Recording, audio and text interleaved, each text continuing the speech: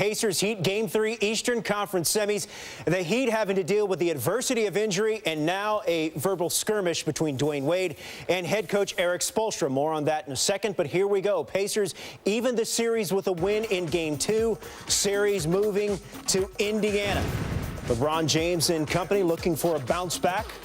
Dwayne Wade could not find a rhythm in this game. Rain dance! Old school! Wade's first career scoreless first half in the postseason, 0 for 5 from the floor, but tied at the break. Third quarter, those struggles continued and then some. He was minus 25 in 36 minutes of action, meaning when he was on the floor, the Heat were outscored by 25 points. After an errant shot, he's lazy back on defense. Paul George beats him the other way for the layup. Now, during a timeout, watch this. Wade and head coach Erik Spoelstra, center of your screen, exchanging words. Wade very emotional. Juwan Howard, Udonis Haslem trying to play peacemaker there. But something obviously got Wade heated. More on that, as I mentioned, in just a second. Now, later in the quarter, Pacers, Danny Granger. Fall away is tender.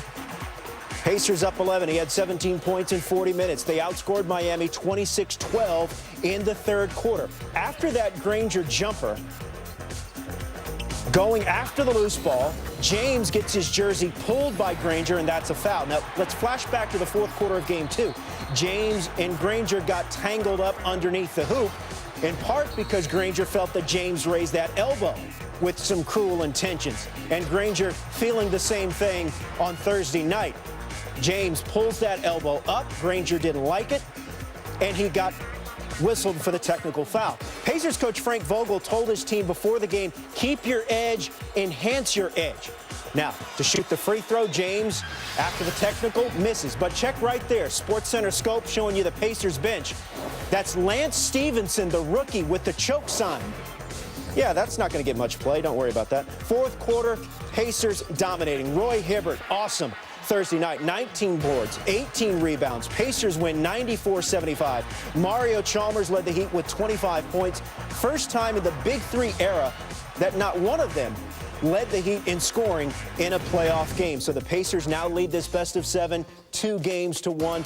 Next game Sunday, 3:30 Eastern on ABC. Roy Hibbert, first Pacers player with at least 15 points, 15 boards in a playoff game since Jermaine O'Neal in 06. They led by as many as 21.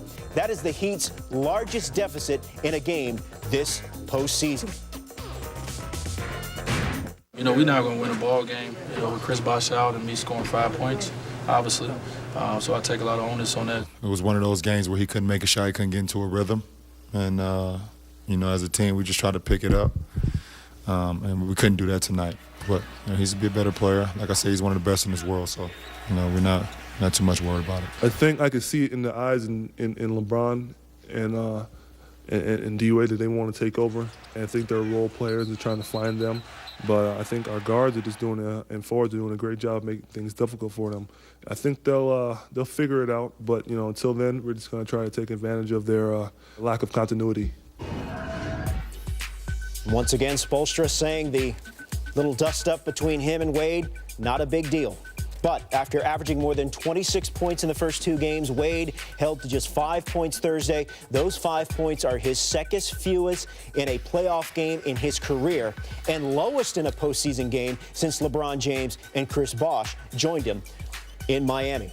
With more on the Heat loss and the Pacers win, John Barry.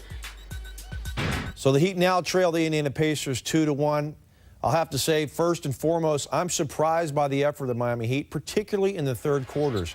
In games 2 and 3, they've been outscored 54-26 in that third quarter. They've given no resistance. They play with no heart, no desire. I never thought I'd say Mario Chalmers was the best Heat player on the floor. Dwayne Wade, the worst playoff series that I've ever seen him play. LeBron James disengaged in this game. They were dominated on the interior. I don't know where they turn.